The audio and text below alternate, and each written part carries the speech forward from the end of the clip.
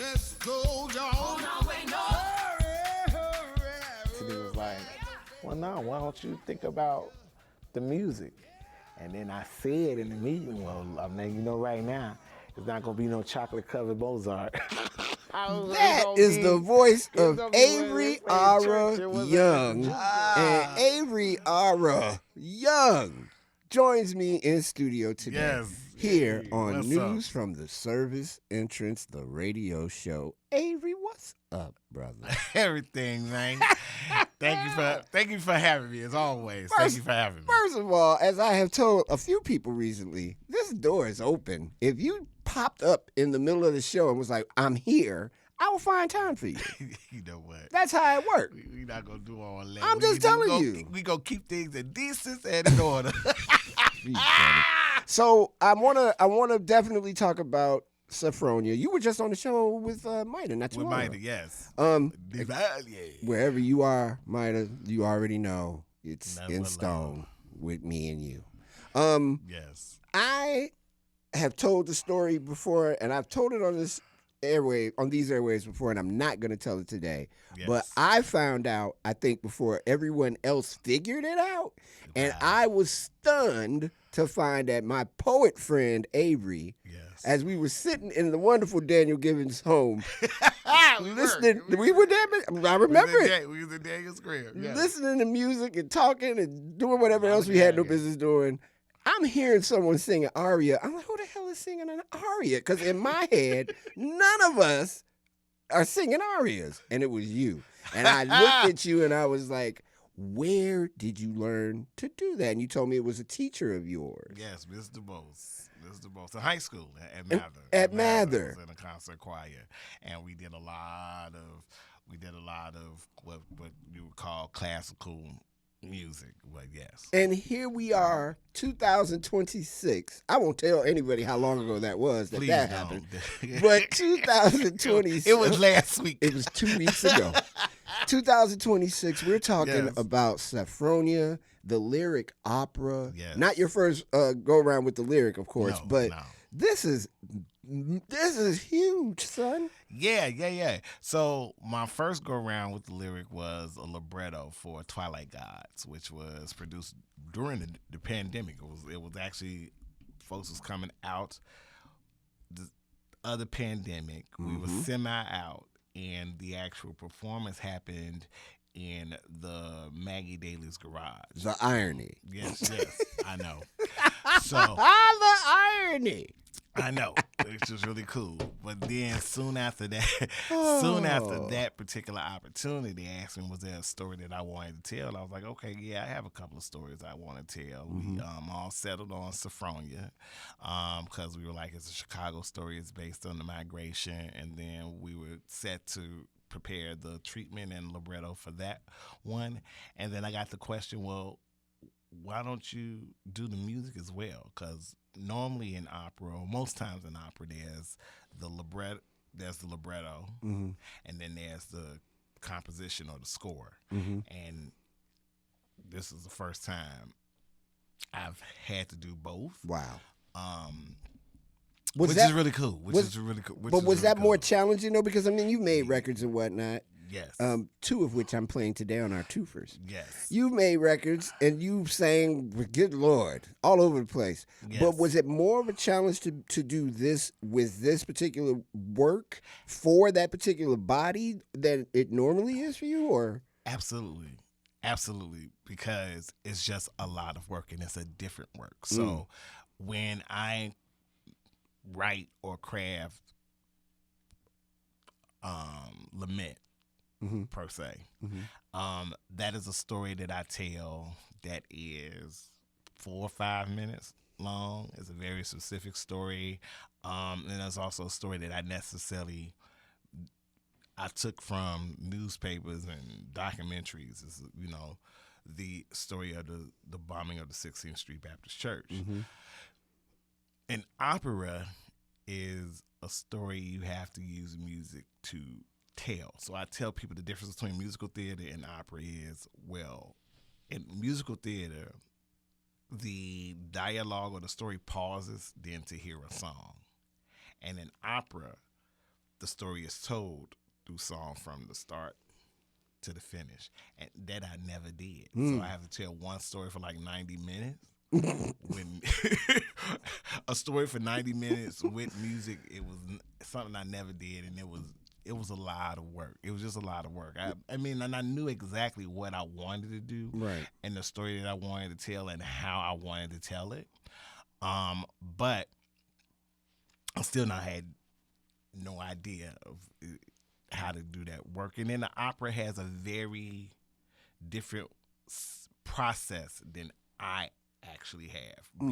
Being a poet, our work is more immediate, right? Right. We write a poem, we read it, share it, and it's way more from the actual conception to the realization. Time is short. Right. Opera, I've been working on this piece for 5 years. I know that for 5 years. I know that for a fact because I have called you on some, hey, what you doing? And you're like, I'm in New Orleans, I'm in Florida, I'm wherever. I'm like, what are you doing? I'm just working on something. And this was the something. Yes. Wow. Okay, Yes. now I'm glad to see y'all. I just got some new news. I knew he was working on something. Just wasn't sure what he was working on. But this is what I it. was working on, yeah. Safronia is the cast that you've assembled for Safronia. Yes. Is also bigger than what you normally have. Like if it's you and the deacon board, Yes. that's one big entity. Yes. It's not LTD big. It's big though, and you sometimes make it. You have that ability to expand and contract. Yes. This is big. Yeah, and again, this is Lyric. Lyric is the producer. They're the Quincy Jones. So to speak. I'm just who am I? I'm Mike. Yeah, that ain't bad. Right. That ain't bad. I'll take that. Right. But either way it goes. I mean, the Lyric and Timothy Douglas have assembled a cast that includes me, which again I did not set out to actually be in the opera, but now it includes me. Also includes Megan McNeil, who you all know Lordy Lord. from Chicago and The Voice. Yes. It also includes my Marquisha Jones. Maisha McQueen. You got your people. My people mixed up, but from Atlanta, and it's a whole like different. The deacon board is actually a part of the orchestra, so they're there.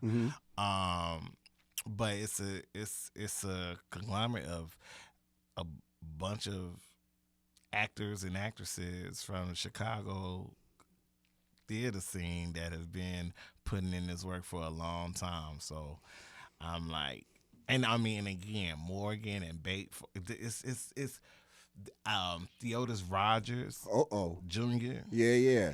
is in the rhythm section with the deacon board, and then he was Curtis Mayfield's musical director. Yes. Uncle.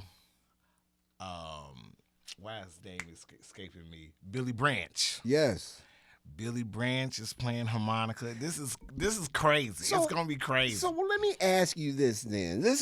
You'll get where I'm coming from, and I hope the people that are listening will understand the spirit in which this question is being asked.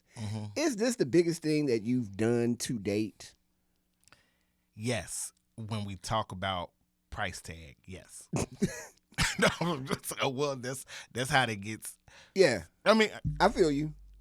If that was what you're asking, is this the biggest production? Yeah. To my knowledge, yes. Because it has to be a little overwhelming. And I'm not trying to make this any more difficult, and you wouldn't let me if I wanted to. I can't imagine if I'm looking at Billy Branch, I'm looking at Cream Jones, I'm looking at Megan, I'm looking at these folks that I know. And then I'm looking at these other pieces of people who are reinterpreting my work. Yes. That's got to be at some juncture in the rehearsals. Did you step back from yourself for a moment and be like, okay, this is crazy? I couldn't because I was so involved in what was going to happen in the rehearsal. I had to be present because a lot of what happens in rehearsal, then I have to go back and do edits and revise. But I did take most of the time I am in the seat handling and moving and moving things, but I did take this opportunity to sit back and learn because it was such a big production. I take that back. Twilight Guys was probably the biggest production as far as number, as far as a production number that I was in. But this is pretty close. Yeah, man. Safronia is pretty close. So it is definitely, and it's different. I have a different stake in it because I'm not only am I the librettist, I'm the composer, and I'm actually in the production. So there's no way at this point in the process of it that I don't even have the privilege to step out of it. Yeah. Right.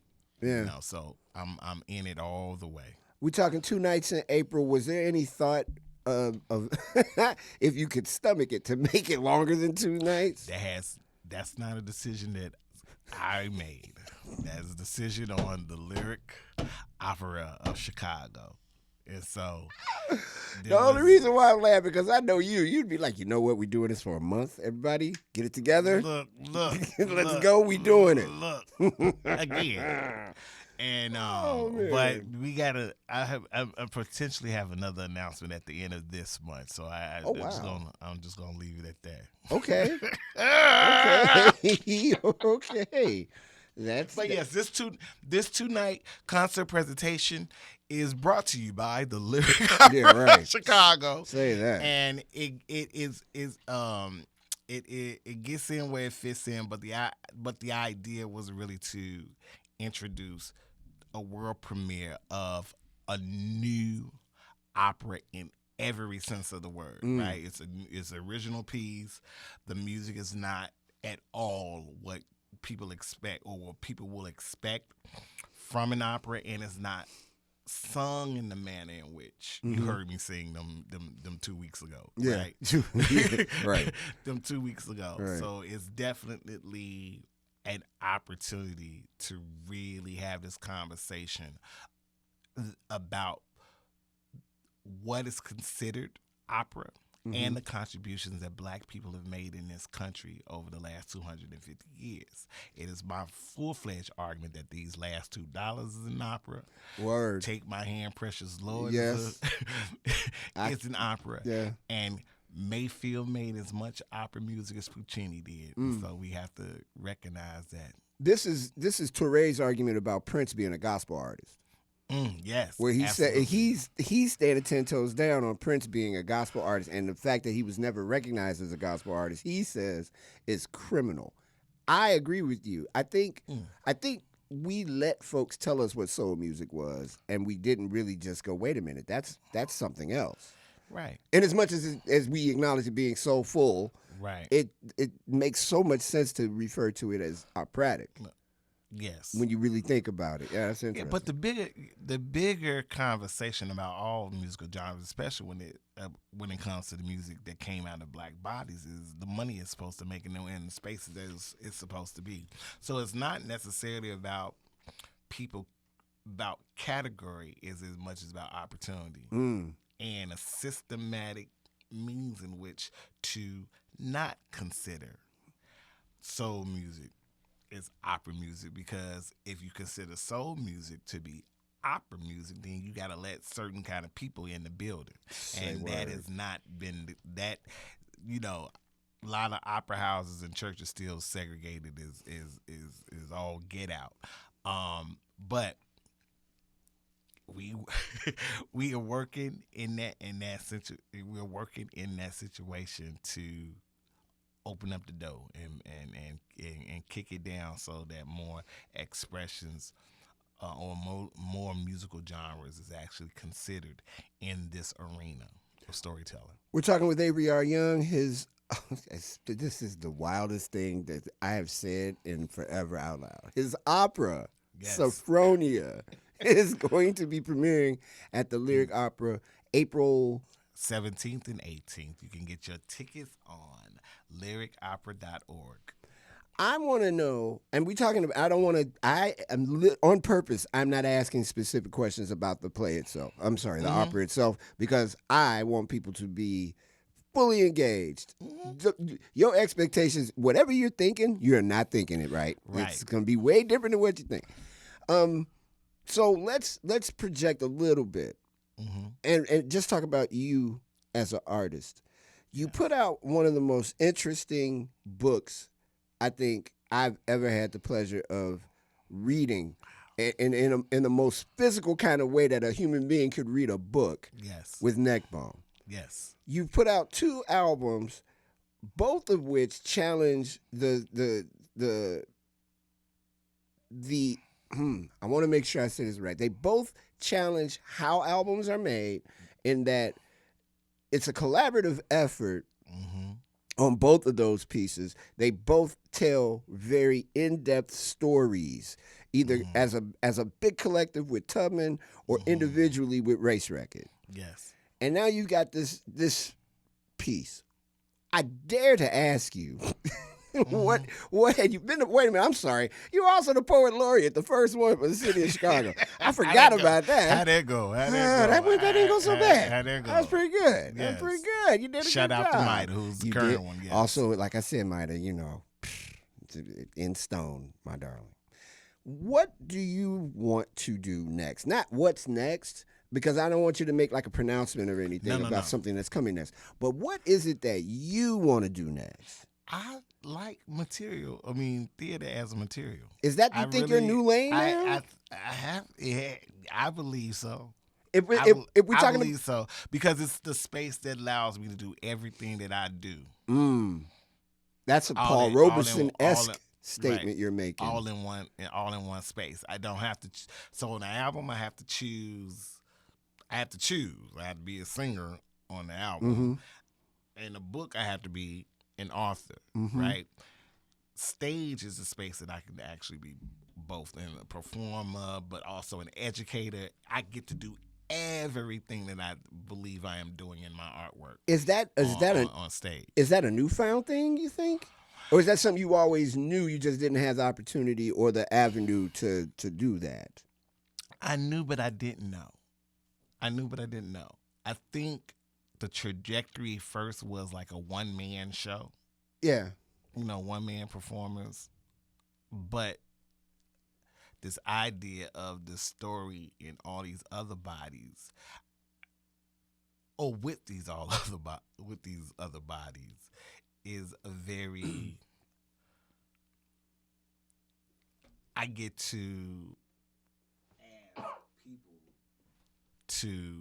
or I get to challenge people to walk and talk in these different characters, and it's really cool. It's really cool to see, and I really am digging the stage as a page, which I think I've always been doing, right?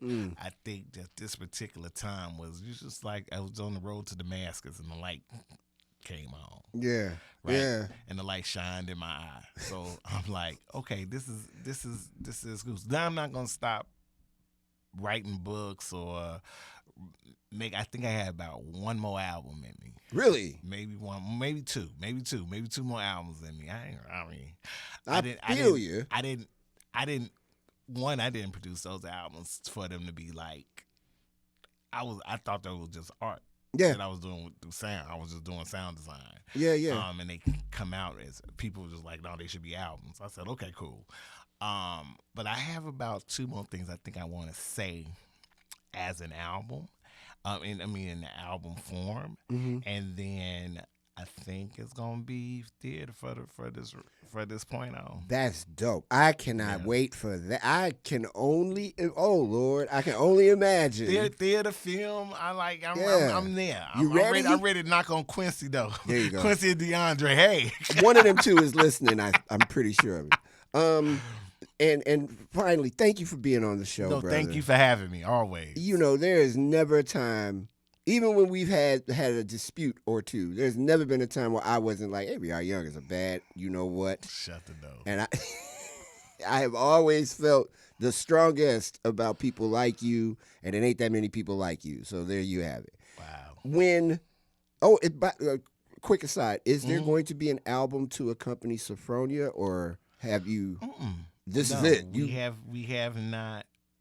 There could be, but there are no plans to be. All right, I would say that there could be lyric opera. But there Hi, Mario are Smith no here. plans. Get on it. Let's get an album, please. Well, don't talk to them about it. You funny. Oh my gosh, that is hilarious. No. And I only say that because so one of the different processes of how opera is even like made. When I sent them in the demos, they were basically with all the instruments that I would want to have in the joint. So the orchestration, all of that was already given. Usually they get a piano, vocal, rendering of the story. Right. Then that's what everybody rehearses with. And then once it's workshop, the orchestration then is built. But that I came with all of that in the door. So that's why I said there could be an album, because it's literally it's already there. Recorded, right? Yeah. It's already there. Wow. That's why half the time you don't ever answer the phone. I'm working. I understand. I'm working. I'm trying to tell you. I understand. I'm trying to tell you. Me and the Deacon Boy put in a lot of work on this one. Cause I am so proud of you. You are an amazing artist. You're an amazing friend. You're a good brother. You're a great human, and everything that you're doing is changing the way people think about our art and think about the stuff that we do, poetry and music. And now they're about to think about opera differently, and Lord knows you start making movies, they're going to think about film differently too. wow. April 17th and 18th at the Lyric Opera Safronia. Hey, there should not be a ticket left. That'll just leave it there. Avery, thank you, brother. Yes. For being on the show today. Truly appreciate it. Avery Young, everybody. When we come back, we continue the TWOFERS. Lesle Honore will be in the studio momentarily, I do believe. And we will be back following these messages. You know what, Mario? Here's what you've been doing for 25 years. You've been doing the wrong buttons. We'll be back following these words. Your news, Chicago. Your news and interest, Chicago.